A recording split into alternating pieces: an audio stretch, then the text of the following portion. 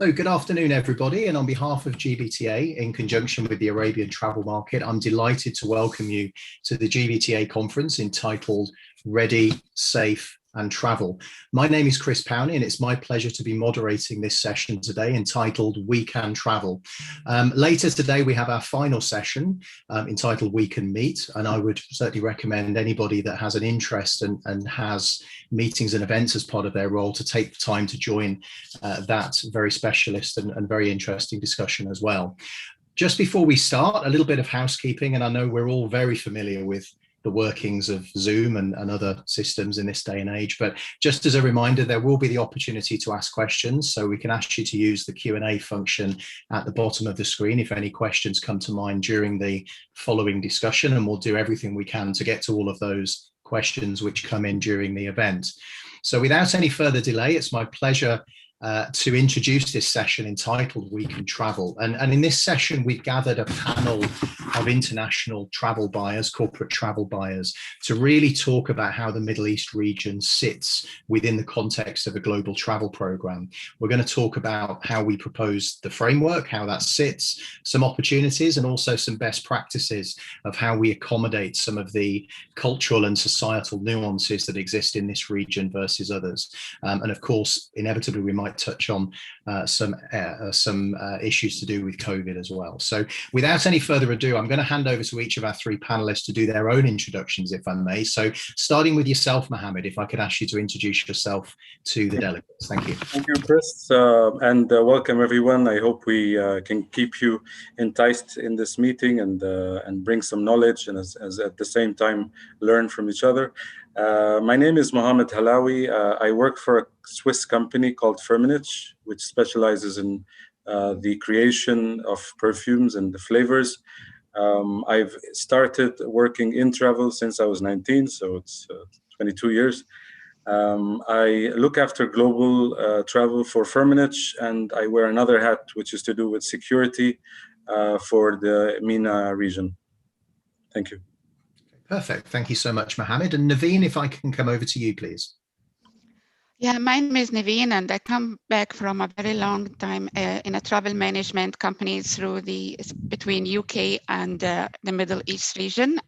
Recently, about a year ago, I joined ABB team as a part of the travel and expense management team. I look after the Middle East, Africa, and Pakistan region, managing their travel and expense program. Okay, fantastic. Thank you so much, Naveen. And then last but not least, over to yourself, Anthony. Thanks, Chris. My name's Anthony Baldwin. I'm the EMEA Emerging Markets Travel Meetings and Events Leader for EY based in Dubai. I've been in the travel industry a similar sort of time to Mohammed, actually, just over 20 years. I've been with EY for 4.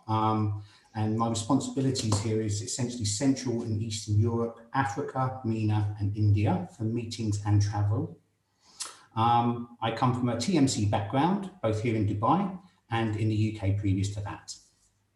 Okay, perfect. Thank you so much, Anthony. And when we went out and we started preparing this and we spoke to lots of people about what they'd like to see in this session, we came up with 4 different areas of kind of difference, if you like. And we're going to focus on the 4 S's. So we're going to focus on service, we're going to focus on security, we're going to focus on savings and sustainability as the 4 areas we want to really get deep into. So Mohammed, if I can perhaps start with yourself, let's talk about service first of all.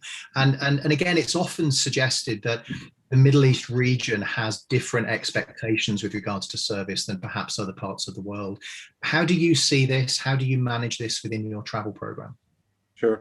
It is an inherent issue that we see in this industry where the service expectations are quite high in this region, especially when you're looking at the Middle East, Dubai as a culture. There's a culture of spoiling. There's an element of VIP. Everybody's a VIP, as you might imagine. There's also a high level of service when it comes to the culture itself. So when you go to the hotel, you go to the airline, your experience is maybe unprecedented when you compare it to other places. So the expectation is really high. So when you're managing a contract with a TMC or an airline or a hotel, your expectations tend to be high as well.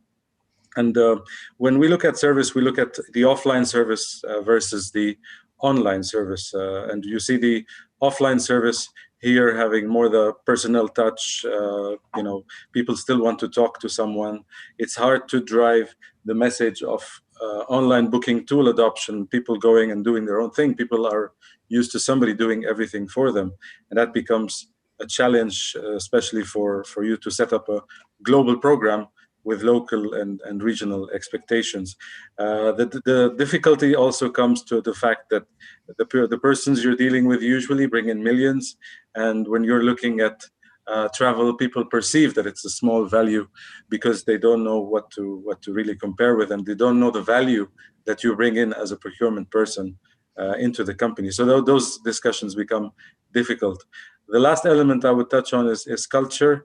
And when you want to impose something, it's difficult because the culture says, I'm a senior person, I get to say what happens, in spite of you having a global outlook on things and a global perspective. So these are some of the challenges. The way we overcome them is through education, through efficiency, using online booking tools, and why we have a global program, and the reporting that sits behind all this to provide people the visibility on the savings that you bring because of implementing your program. So the key aspects are automation, education, and visibility at the end to bring it that perspective. Fantastic. Anthony, perhaps if I can come to yourself, what are your perspectives here on, balancing this different view of service expectations from, let's say, Western Europe to the Middle East? How do you cope with that? Yeah, thanks, Chris. I think things have changed quite a lot in modern times. I mean, stereotypically, the thought is that, the Middle East is high touch, and I agree with Mohammed in the fact that there are expectations there. But the Gulf has really closed a lot over the last years. As I say, I've been here for 12 years. 12 years ago, it was predominant that if you work with a travel management company, they want to put an implant into your office. We've seen that come back a lot. It's still there, but we're now moving towards having centralized servicing, hub servicing across multiple countries in MENA. And I think that's one example of how the industry is changing and how we as a corporate, how our attitude is to bring the global mindset into a MENA program. If we think about online technology, again, comparing 10, 12 years ago, it was here, it was in its infancy. Adoption levels were lower than they are today. Today, we're seeing a drive for it. We've got different types or different providers coming in with the content that can be used, mobile technologies being embraced. So I think there are nuances, definitely. We manage from a policy perspective, from a service perspective around, we have a set of global travel guidelines, which is sort of like a minimum standard that we would expect our member firms to adopt in a region. And then we allow that region to then customize the policy to the needs of that specific region. So any nuances that do come in, it does allow for that, but keeping controls there. So it's been a really interesting, probably 10 years in MENA, and I think it's going to continue to evolve moving forward. Perfect. Thank you. And Naveen, that piece around guidelines rather than hard policy and local restrictions or local customization, is that something you do within ABB? How do you manage? Yeah, I mean, I will agree with Mohammed to some extent that the expectation and the challenges are different from the Europe or the USA kind of perspective, but also now it is kind of changing. Once you bring on board that the amount of saving that they can achieve actually while following the global direction, and prove to them by numbers what is happening, and see some visibility on the spend, and where you can do some education and guide these people. And well, at some stage they were only looking, for example, for the transaction fees as a guide to say whether they will accept this TMC or not, where this is actually the least thing I would worry about when you're actually picking up on the TMC that provide the service for you. We all know that there's a lot of other areas that you can achieve saving through. So I see this is now changing, and more adoption to the online tool, which are using currently in ABB. So hopefully that will continue to move in that direction. Yes. Yeah, if I can also add to what Anthony was mentioning, and I agree with you, Anthony. We were together at one point, and we used to try and sell online booking tools to people till the tide completely changed, and everybody wants the online booking tool. But one specific thing about this region is once they start fast. So once they pick up, they really pick up.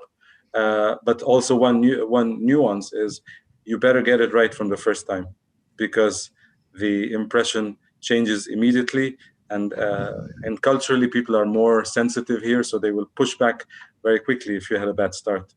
Less forgiving. Yeah. Less forgiving, exactly. And yeah, fascinating. So service continues to drive things. So I think the message we heard there, Naveen, was around, you know, demonstrating savings, demonstrating efficiency, and I know, Mohammed, you talked as well about education as well being part of this, as to why global practices need to be adopted.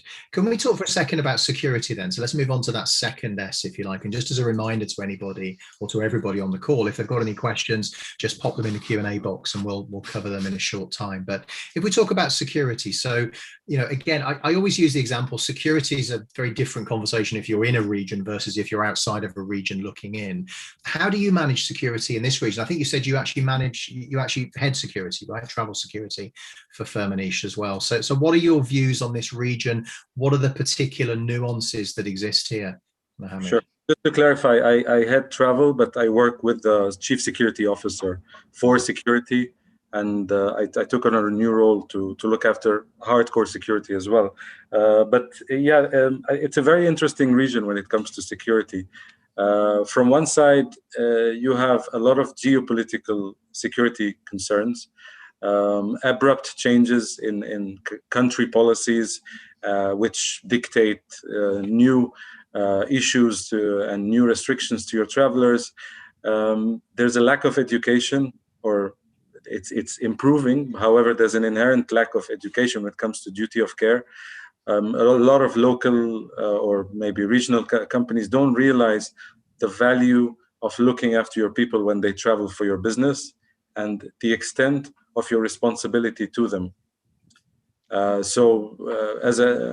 COVID gave us a lot of good examples of what we need to look out for when it comes to our travelers, and how the traveling bit has become a lot more complex. You know, before it used to be, do I need a visa or not? Today, do I need a visa? Do I need a vaccination? Do I need quarantine? And the vaccine passports coming through. So all this makes the life of a traveler much more difficult and worrying. And your value here is to ensure that this traveler receives the information they need beforehand. They know where to find further information. Once they travel, they know who can guide them, who can tell them where to go.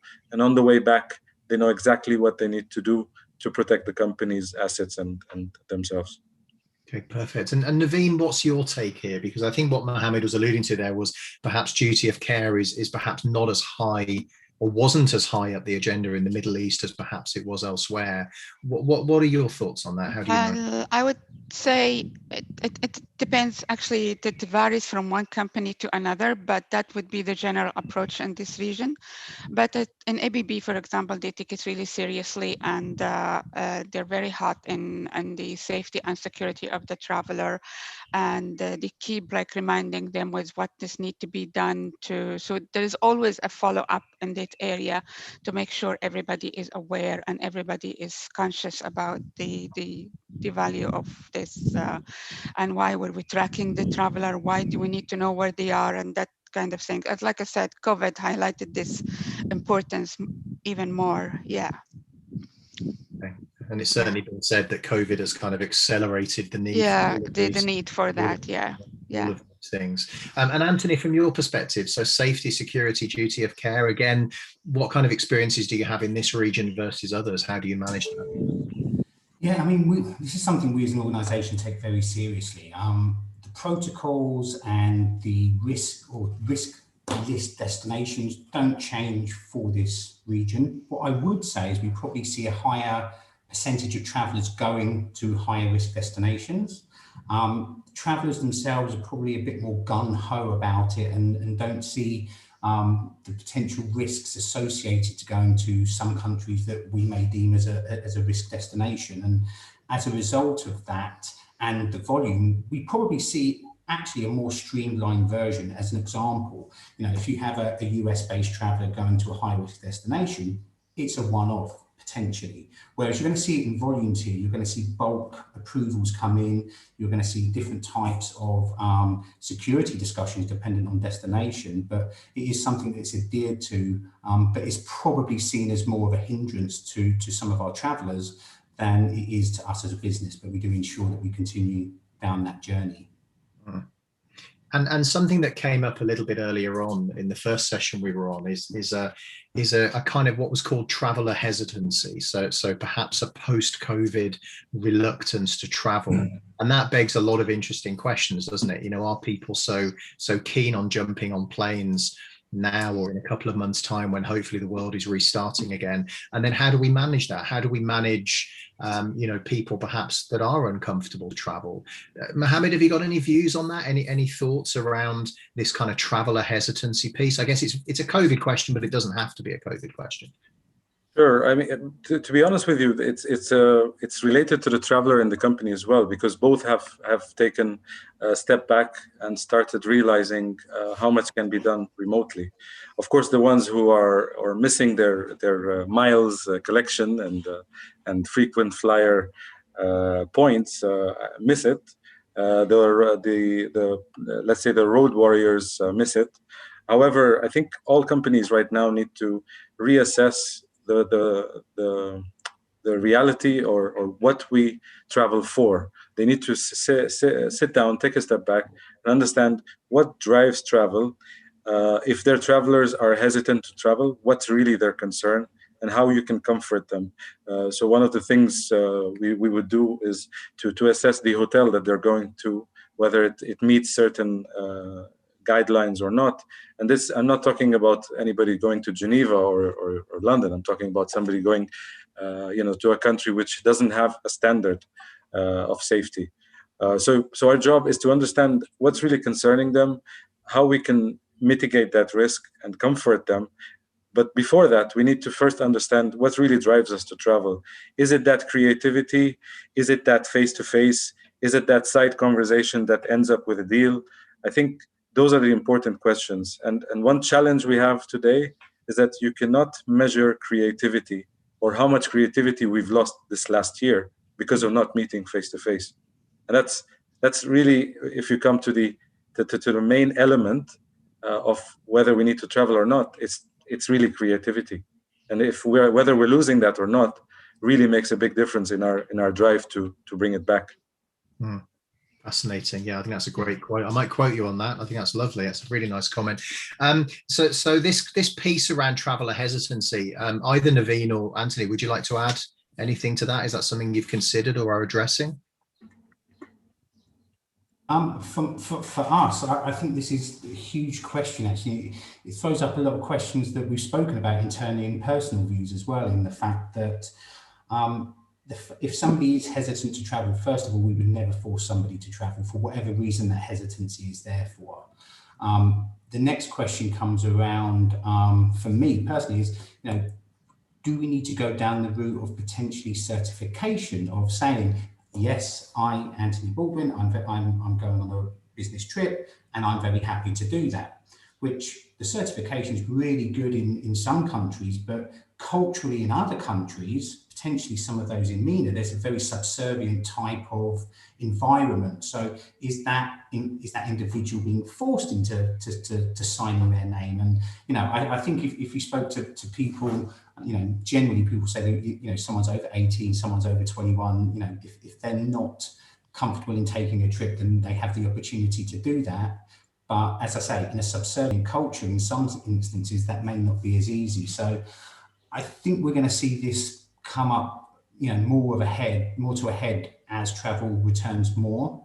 I got no further comments. I think Mohammed answered that quite, very well around all the other aspects of travel. Fantastic. Naveen, anything more to add before we move on? Yeah, I actually agree with Mohammed that all the companies now are assessing whether how important or how necessary it is to travel versus having the meeting virtually, because of that it's the safety and the cost and everything. So I think it will take some time until everybody is more clear on what is the best approach for that. But definitely travel as it used to be, it will change definitely. Yeah. Yeah, I think, So and sorry, I mean, go ahead, sorry. no, go ahead. I was just about to say that the legal point is quite interesting, Anthony. Good thing you brought that up, because companies are stuck between not wanting to be discriminative to their staff and wanting, staff who can actually travel. So it becomes a very difficult point for companies to manage, and especially one that brings a lot of HR and legal issues to the front. So it's a tough one. It's really tough and really uncomfortable, isn't it? And I'm sure I'm not alone in, being involved in conversations over the last 12 months or so that are starting to take us into very uncomfortable areas, right? Understanding people's medical conditions, etc., things that perhaps a few years ago we'd never dreamed of these as being relevant. And now we're having to ask ourselves the question, what's legally acceptable versus what's morally acceptable? And, and Anthony, you make a great point that, it could be perceived in some circles that the Middle East is a slightly more subservient culture, perhaps, or some of our employees are perhaps feel like they're slightly more subservient to their employers, and that creates a set of challenges as well. So fascinating. Well, I'm sure we're going to have lots of questions, so reminding to everybody to ask questions on this as we go through. Let's talk about savings. Maybe if I can start with yourself, Naveen, because you touched on savings a little while ago when talking about service. And in many ways, service and savings are kind of two sides of the same coin, Yeah. and one is related to the other. So how do you manage that relationship between service and savings, particularly in this region where perhaps people are expecting higher grades of service? Well, it's very important to actually educate the clients on what the areas where they can generate saving from, rather than looking at the TMC kind of fees and things, because you have to there must be a benchmark there where you can, when I come to you with a very small fees, don't really think that this is great, because there's nobody can sustain business for that fees. So once you actually start to show them where the added value and for a higher fee and how much you achieve saving, you need to start looking at all the numbers and see where and the trend of that company to see where you can achieve saving from. Once you start having this conversation with the organization, you'll be able to see the value, and even if they require higher kind level of service, you still can manage to do some saving with some education and some guidance for the travelers.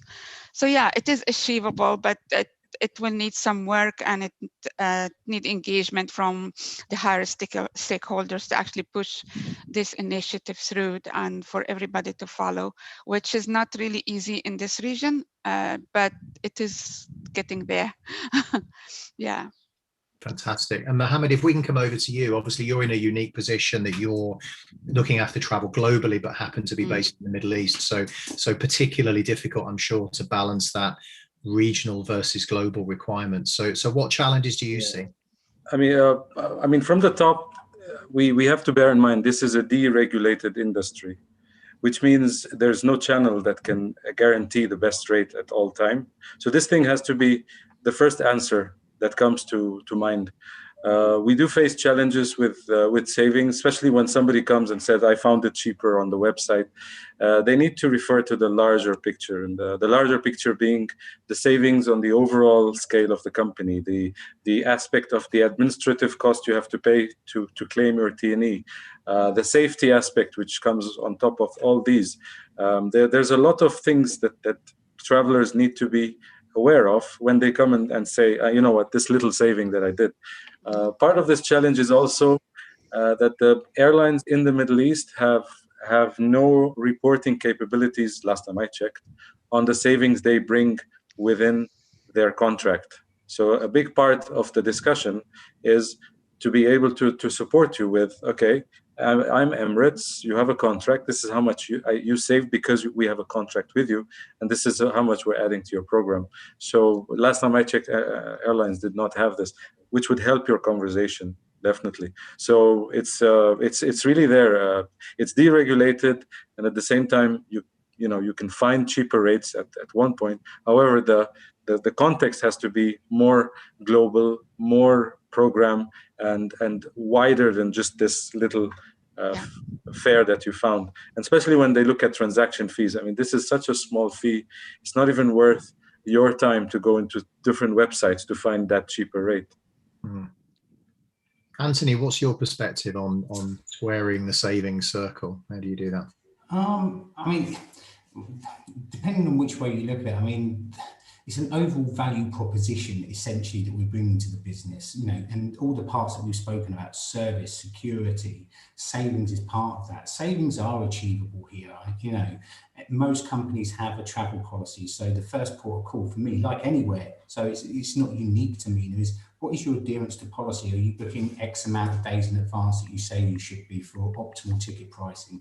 Are you taking the lowest logical fare in the class that you're permitted to travel in? Is there an appetite to change that policy to drive further savings?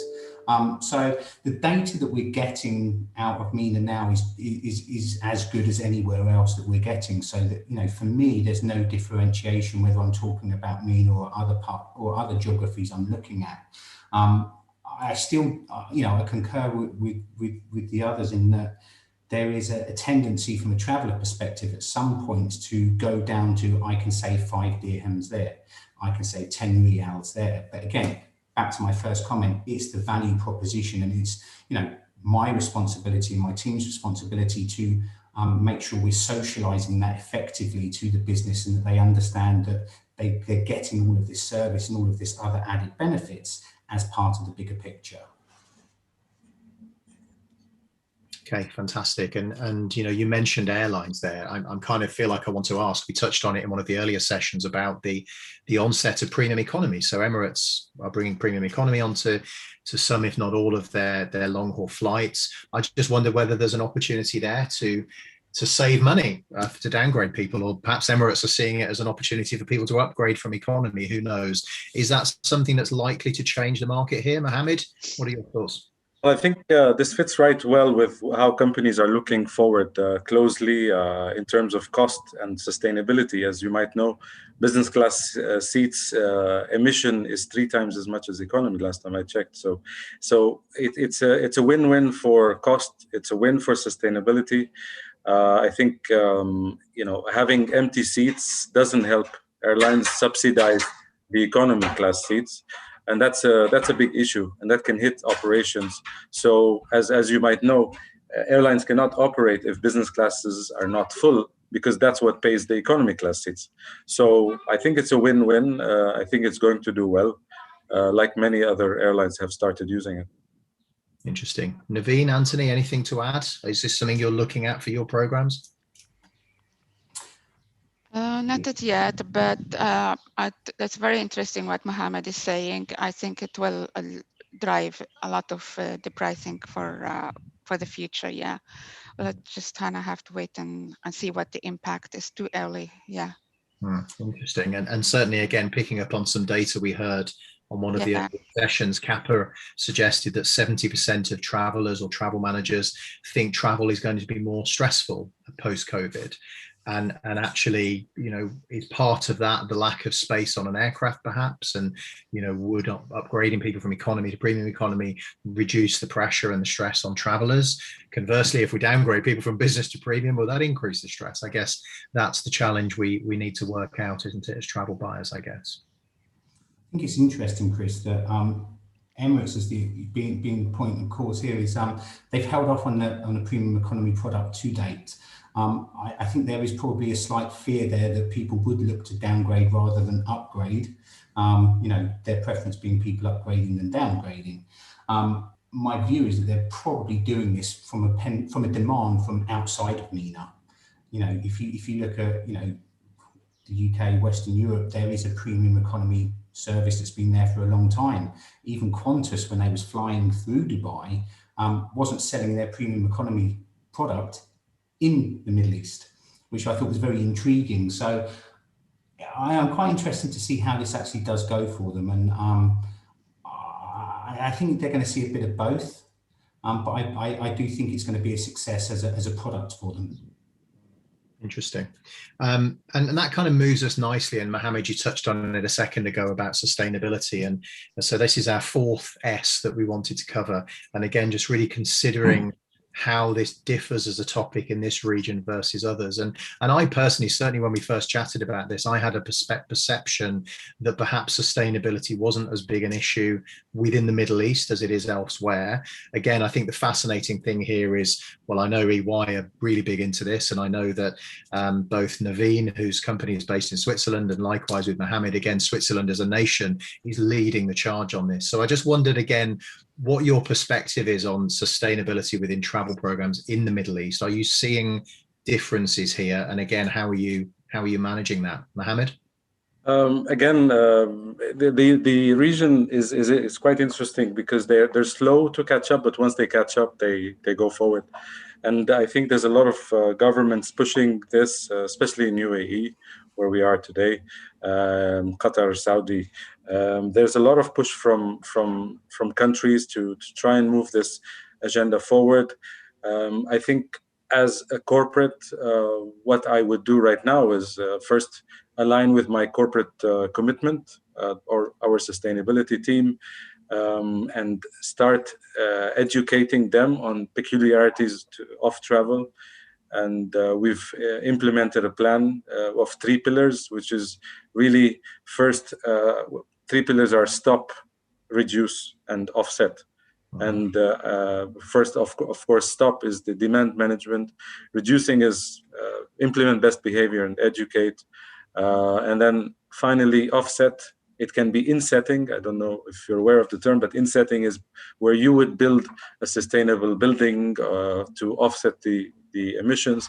And then there's a discussion also around sustainable fuel credit, which is really the key ingredient today, because it's the best alternative to offsetting retrospectively. So I think everybody should be looking at this direction. I think the region is catching very fast on this. There are some conflicting priorities that we still have to talk about, which is indirect versus direct, cost versus CO2, business class comfort or premium economy versus the emissions on economy. So all this have to be kept into perspective. But I think the region is catching very fast, and governments are really pushing for this.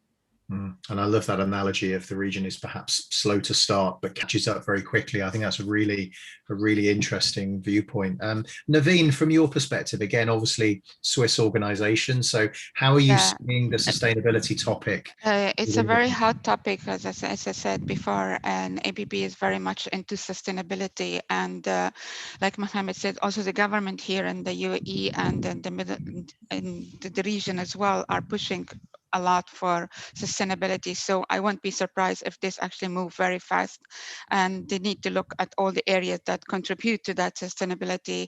But yes, it is a very hot topic, and there's a lot of articles about sustainability for ABB. So yeah, and like everything in the Middle East, once you catch up with something, and you just have to make sure it is moving forward. And but yes, it is, the awareness is getting far much better than the past. Yeah.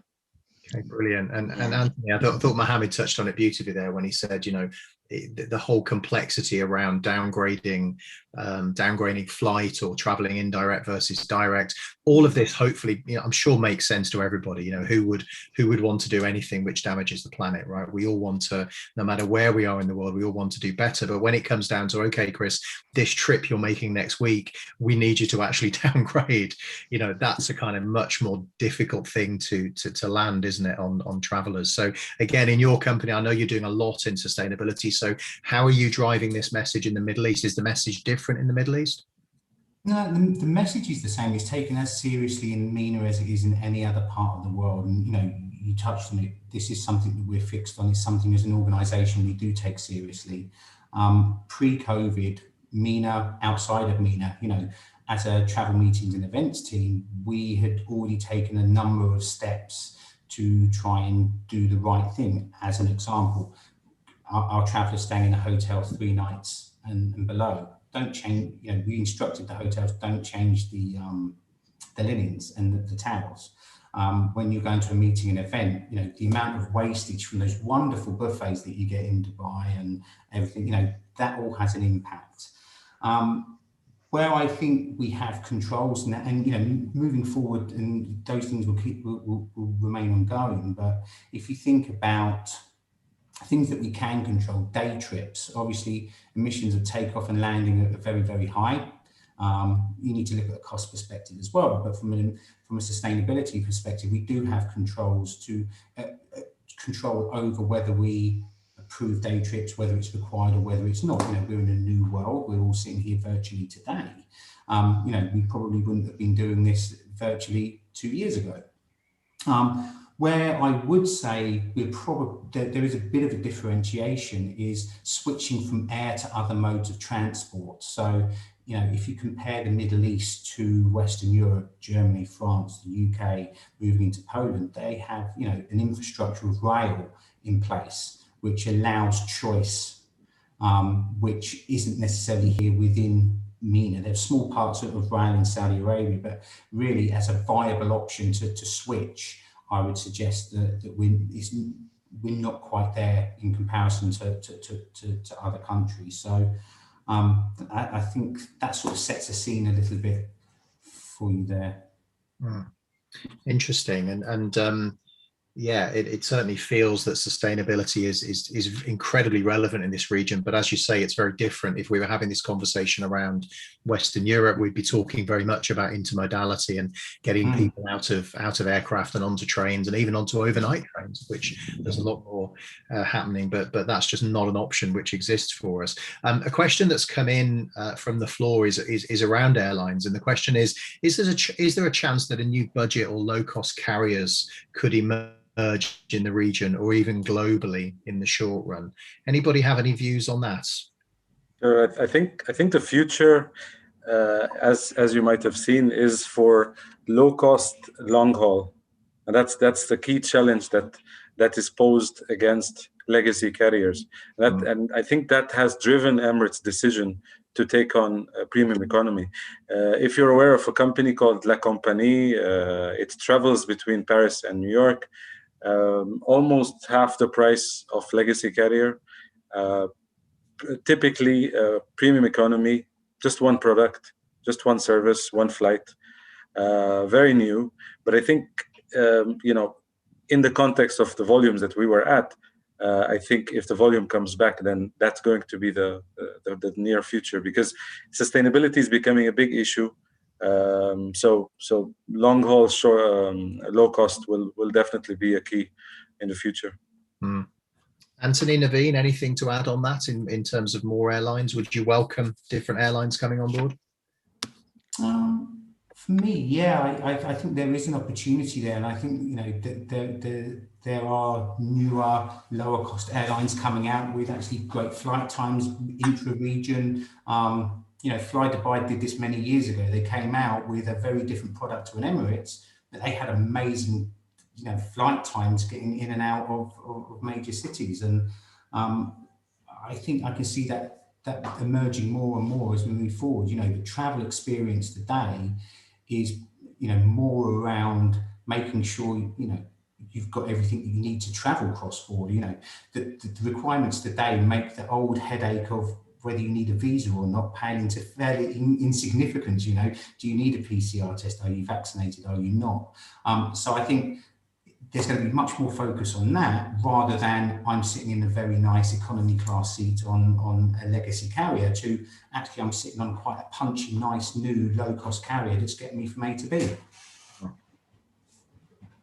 Yeah, I agree. And I see we do have a lot of low-cost carrier in Europe already, and in the region here, they're starting to increase. I mean, we already started to see more new companies that fly as a low-cost carrier in the region, and it's becoming very popular as well.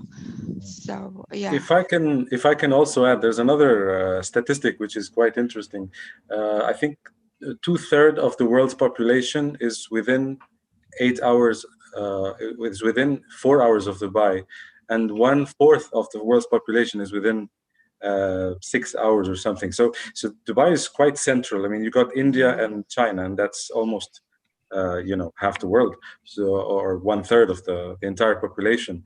So if you look at that and you look at how the business is increasing between Europe, Africa, and Europe and Asia, then it makes sense that more carriers will start in this region. So population and economy growth between both these developed economies and developing economies is going to drive more demand, I'm pretty sure, especially in Africa. Absolutely. And so that was a question really around airline competition. And we've had a question come in around TMC competition. And let's try and localize this perhaps to the region. But the question is, any views from the panel on the mega deals? And by those mega deals, we're talking about Amex, Agencia, Trip Actions buying Reed and Mackay, etc., and the reduction in competition in the TMC world. Interestingly, I know all of you, including myself, have worked in the TMC world. So I think this is a question that will land very well. Anybody got any views on that, and particularly what it's going to look like in this region? Who wants to go first? Well, Chris, I think this is a great question. I mean, we've seen these mega deals take place in the past. Amex, GBT, HRG. I think we need to wait and see quite what the outlook is, as you say, Amex, GBT, Agencia, Reed and Mackay, so on and so forth. I don't know quite what the outlook is. We've seen benefits from these, the consolidation of technology, the knowledge base coming out of that, and that is all being passed on to us as a client. What I think is really important is, if we look at this region, most travel management companies operate on a partner network. Very typical, but most of the large TMCs is working through a partner network here. And what I'm interested to see is what impact it has on that partner network and the ability to give a consistent approach globally with these deals. And my feeling and my gut feel is that actually it's going to improve that ability to be able to pass out technology and consistency. So it's one to watch for sure, and a really good question. Yeah, it is a great question, isn't it? So reduced competition, yes, but perhaps increased quality in the region. Naveen, I could see you nodding there. What's your perception? Yeah, I think I agree with Anthony. They will be more looking for more automated kind of solution or online more product to support the business, to show that they can add value more, to be online with the other players in the market as well. And it's amazing to see how TMC's ranking have changed on the last 2 years since the COVID erupted, and it's amazing that the way the ranking changed. So it just shows which companies are kind of more flexible and have trying to support the clients and during that time, and to have a more suitable kind of product, I would say. Yeah. From my side, I think it's quite interesting what's going on. Usually, when you're in a recession, you have either one choice or the other. So one choice is to save your way out of a recession. So you let go of staff, you stop your capex investments, you lock everything up, or you invest your way out, which is putting more into R&D, buying somebody over, as you can see, and really investing your way out. So when you're out of it, you're going to be much stronger than you came in.